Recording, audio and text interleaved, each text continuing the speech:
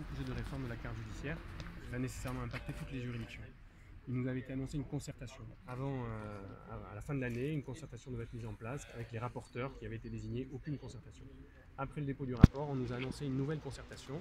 On a la ministre de la Justice qui est venue rencontrer les représentants de la profession d'avocat qui a dit nous allons vous rencontrer, nous allons descendre dans les régions pour rencontrer les personnels concernés par la réforme. Ils viennent ici et ils ne s'arrêtent même pas pour nous rencontrer. On a fait une demande écrite pour qu'ils nous reçoivent. Absolument aucune réponse, même pas une réponse. Ils viennent ici à 50 mètres à la préfecture. C'est absolument intolérable qu'on ne soit pas rencontrés demain. Vous pensez que vous considérez en tout cas que c'est un manque de respect pour les avocats, les magistrats? C'est un manque de respect et surtout ça en dit long sur la manière dont les réformes sont mises en œuvre. C'est-à-dire qu'en fait tout a été décidé. On n'est pas dans une société qui doit fonctionner comme ça. Il doit y avoir une concertation, un débat au Parlement, il doit y avoir des discussions. On a l'impression que là tout est ficelé et que le projet est enterré. Parce que si le projet n'est pas enterré, alors sans doute qu'il y aurait une démarche qui serait faite dans notre direction pour savoir qu'en pensez-vous.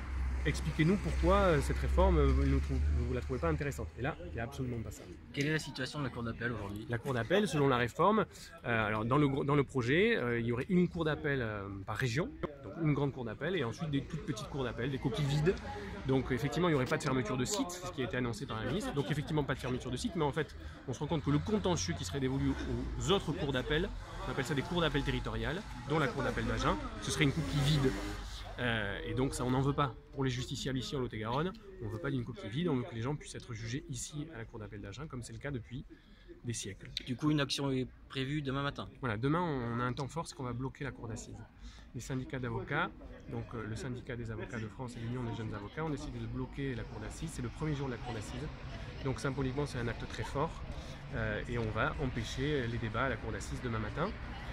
Ensuite, demain soir, un moment un peu plus convivial, puisqu'on invite le président de la République, la ministre de la Justice, à nous rejoindre sur le principe d'un petit cocktail républicain, nous aussi, puisqu'ils vont participer à un cocktail républicain à la préfecture.